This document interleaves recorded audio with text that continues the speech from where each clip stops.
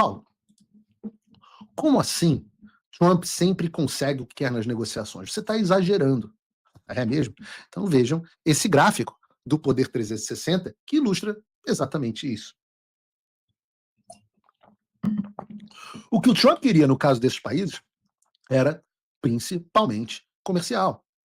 Vejam a tela aqui. Os países do gráfico colocavam tarifas pesadas em produtos americanos e exportavam seus próprios produtos nos Estados Unidos com tarifa zero ou quase zero. Então, o Trump sentou, na verdade, os líderes desses países foram até o Trump, bem como a Ursula von der Leyen, da União Europeia, e o Trump falou: senta aqui no colo de papai.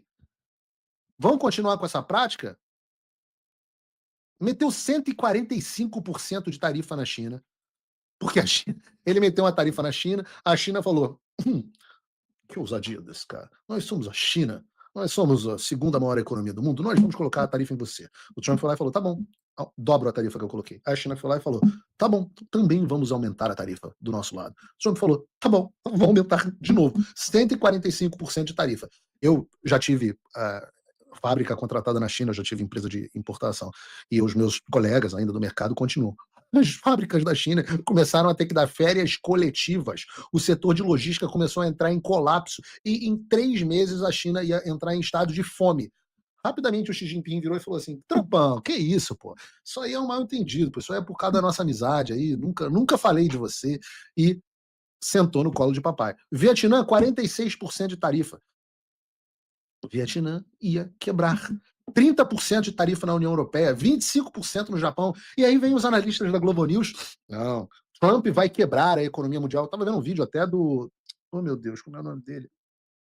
Esquerdista aqui dos programas de comédia americano, falando assim: não, eu realmente achei que os Estados Unidos a economia fosse mal com as tarifas do Trump, mas a economia está indo muito bem. Poxa, quer dizer que mentiram para você? Disseram que o Trump ia quebrar os Estados Unidos e o país, e ele saiu. Qual foi o resultado da história, né? O Japão concordou em investir 550 bilhões de dólares nos Estados Unidos e os Estados Unidos ficarem com 90% dos lucros. O Reino Unido vai reduzir as taxas de importação de carro e cancelar as tarifas de 25% sobre o aço e o alumínio americano. O Vietnã e as Filipinas vão abrir completamente o mercado deles aos Estados Unidos sem nenhuma tarifa, enquanto os Estados Unidos vão impor uma tarifa de 19% para Filipinas e 20% para o Vietnã. A Indonésia vai eliminar as barreiras alfandegárias e vai fazer novos investimentos em produtos energéticos e militares em parceria com os Estados Unidos. A China fechou um acordo histórico de parceria de exportação de minérios e terras raras, ainda assim arcando com uma tarifa de 30%, e a União Europeia vai investir, a grande União Europeia, que falava grosso, que falava nós somos a Europa, a União Europeia vai investir 600 bilhões de dólares nos Estados Unidos, sendo que 150 bilhões só no setor de energia.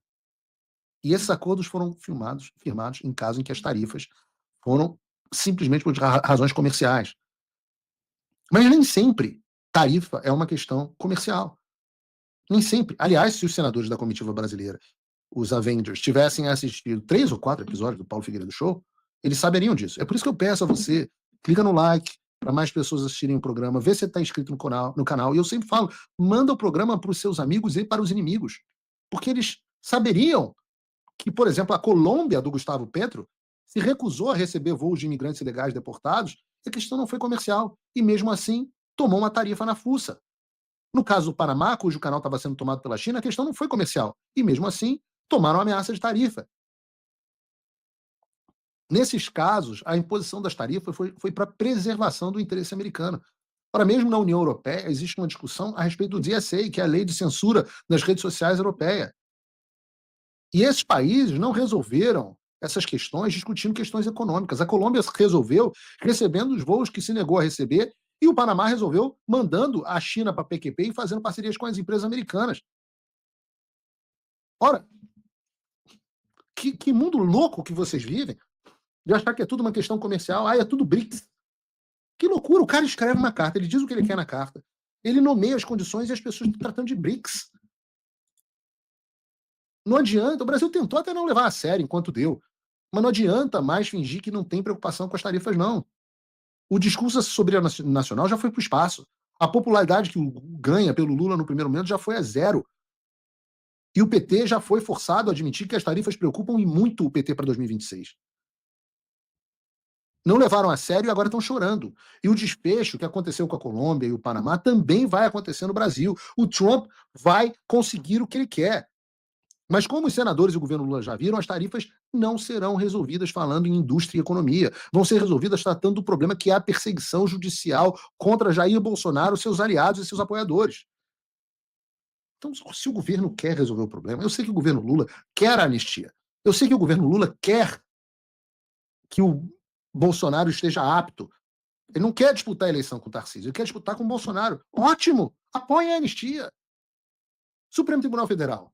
A anistia permite que os senhores preservem o mínimo de integridade. Os senhores não vão precisar mexer nos seus processinhos. Deixem que o Congresso assuma a responsabilidade. Congresso é a oportunidade de os senhores retomarem um protagonismo. E, acima de tudo, ministros, quem sabe os senhores não possam vir com as suas famílias na Disney, como o senador Flávio Dino estava aqui um tempo atrás, como o ministro Barroso estava aqui na semana retrasada. Vou continuar sendo professor de Harvard. Quem sabe? Quem sabe os senhores... Alexandre, não há mais salvação para o Alexandre, eu já disse isso. O Alexandre, não há salvação. Entendam uma vez por todas, daqui câmera 2. Entendam de uma vez por todas. Não há salvação para o Alexandre de Moraes. Ministro do Supremo Tribunal Federal, há salvação para os senhores. Não que os senhores mereçam, mas na vida, a política é a arte do possível. Às vezes nós não vamos conseguir fazer a justiça plena que nós gostaríamos, que eram todos os senhores serem sancionados, toda a floresta ser queimada, todo o establishment político, financeiro sendo devastado. Mas nem tudo é sempre possível. Então ainda há, por pouco tempo, tic-tac, tic-tac, pouco tempo para que os senhores façam a coisa certa. Está na hora de jogar o Alexandre de Moraes debaixo do ônibus e salvar a própria pele. Ainda há tempo. E o mero fato desses caras saberem que não dá para resolver o problema do jeito que eles pensavam, pelo menos do que eles pensavam que seria, tem feito muita gente poderosa, esse ministro aqui eu estou me referindo, eu sei que eles estão perdendo sono. Nós temos interlocutores. Eu estou falando dos ministros do Supremo Tribunal Federal e os seus parentes. Ora, eu nem preciso ter interlocutores, que a situação deles está tão difícil que até a Globo News está falando que eles estão com medo das consequências das sanções. Estou falando das sanções já anunciadas, já em curso, contra a maioria dos integrantes do Supremo, do cancelamento dos vistos deles e dos seus familiares. Vejam, por exemplo, o que diz a porta-voz do regime, Eliane Cantanhede. Bota aí para mim, Bruno. Encerrar o capítulo da Magnitsky é um bastidor. Não, que pera. é o seguinte: os Volta ministros aqui. do Supremo. Porque só para encerrar o capítulo da Magnitsky é um bastidor. Bota aqui. Ô, Cantanhede, repita comigo. Magnitsky. Ou, se quiser falar no original russo, Manisky. Mas, como a gente diz aqui, ocidentalizado, é Magnitsky. Não é Magnitsky, não é Maninski, sei lá, caceta, você fala. Magnitsky. Que é o seguinte: os ministros do Supremo estão conversando com o Itamaraty, sabe por quê? Tem um dado cruel nesse processo todo, é que... Que chato, um dado cruel. As sanções, por exemplo, suspensão de passaporte, de visto, de visto, não é comunicado. Como pode ser tão pouco articulado e estar na televisão, meu Deus? A pessoa não sabe nem falar. Oficialmente. Eles não chegam e dizem: Flávia, teu visto está suspenso. Sim. Então, os ministros do Supremo têm a história de que foram 8 que estão com visto supremo, 3 estão com visto suspenso, 3 não. Mas todos eles têm filho, neto, mulher, gente que tem estudo, tem interesses lá, e nenhum deles pode sair do Brasil. Sabe por quê? Porque eles conversam com o Itamaraty e o Itamaraty não tem resposta, porque o risco é a mulher de um ministro chegar nos Estados Unidos, mesmo com visto, embarca aqui, chega lá e o agente da imigração manda deportar a ministra do Supremo Tribunal Federal. E como... Que absurdo! Onde foi que vocês já ouviram isso antes? Quem foi o comentarista político genial que falou para os senhores que era assim que funcionava? Agora chegou na Globo News. E vejam que absurdo! A filha do ministro, o filho do ministro, a esposa do ministro, sendo mandada de volta para casa. Eu quero a musiquinha do violino do Ticani.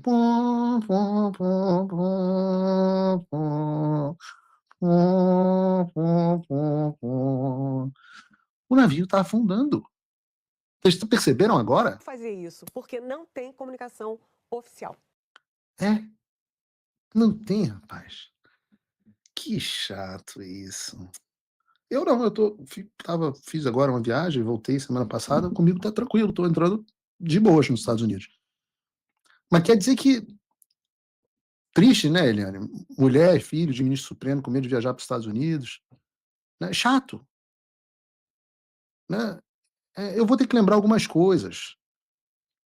A razão disso, da gente lembrar, é que a gente não perca de vista o quão longe nós chegamos nessa pauta da defesa da libertação do Brasil, da responsabilização dos agentes responsáveis pelas graves violações de direitos humanos no Brasil.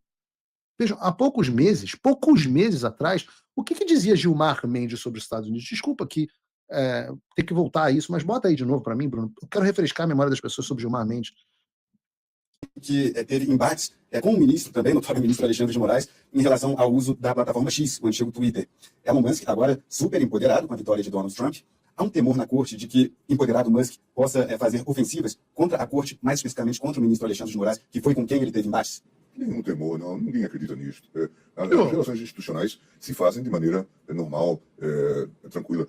Ainda ontem estive na embaixada americana e lá a embaixadora falava dos 200 anos de relações que o Brasil mantém com os Estados Unidos. Passamos por governos os mais diversos ao longo desses anos e uma relação muito marcante. A presença do capital americano no Brasil e a cooperação que existe também. Nós temos empresas grandes nos Estados Unidos. O setor de carne hoje, de alimentos, é dominado por brasileiros. Isso JBS, né? Americana. Isso, há uma cooperação natural e compreensiva e não vejo nenhuma possibilidade de retaliação. Cara, esse vídeo não é de 1997. Esse vídeo é de alguns meses atrás. O Gilmar Mendes dizendo com todas as letras que não via a possibilidade de reação, não tinha nenhum temor de possível resposta americana. Vejam como esses caras se desconectaram da realidade. Hoje esse mesmo Gilmar está desaparecido. O Barroso, que ama uma entrevista, não fala. Quem diria que a gente ia sair de reportagem que os ministros do Supremo Tribunal Federal bêbados de poder, de impunidade, zombavam dos Estados Unidos, faziam piada sobre quem ia perder o visto, primeiro, e agora a gente está tão acuado que eles sequer se posicionam mais publicamente. Não dá para rir mais, né? Agora a gente, por exemplo, não sabe qual é a situação migratória dos filhos do Barroso, que estão aqui nos Estados Unidos. O Barroso, o mesmo Barroso que é professor de Harvard, né? Como é que vai dar aula em Harvard agora? Por Zoom? As palestras, parece que saiu uma reportagem, a gente devia até ter colocado aqui, que ele teve que cancelar palestras em Yale, em não sei aonde, tudo cancelado. Aquele apartamento bonito aqui de Key Biscayne, que talvez não dê nem para colocar à venda, porque vai acabar congelado mesmo. E agora o pessoal da Globo News quer que eu tenha pena dos senhores? Desculpa, não vou ter. Aliás, vocês, jornalistas, eu não vi da Eliane Cantanhede nenhuma pena da dona Iracina Ghosh, né, uma senhora de 72 anos que teve a prisão domiciliar revogada, foi jogada na prisão por ter descumprido as cautelares a buscar tratamento de saúde, fisioterapia lá, a menina fazendo pilates, musculação, hidroginástica. Senhora de 72 anos. Ninguém teve pena da dona Iraci. Ninguém teve pena do Clezão, morto dentro de um presídio, por ter os cuidados médicos negligenciados. Ninguém teve pena da Débora, condenada a quase 2 décadas na prisão por passar batom em uma estátua. Aí, eu vou ter pena desse cara aí? Eu não vou. Vocês não podem mais ir para Disney, não podem mais para Harvard, não pode ir para um apartamento bilionário em Key Biscayne. Eu tenho pena não, pô. Vai pro Beto Carreiro, vai pra Disneylândia de Xangai, pô. Tá tudo certo, esse é o mundo que vocês escolheram. Esse foi o mundo que os senhores escolheram. Aliás, 72 mil pessoas acompanhando o Paulo Figueiredo Show aqui agora. Peço que mais gente clique no like, uma audiência absolutamente gigantesca, porque agora eu vou falar de um assunto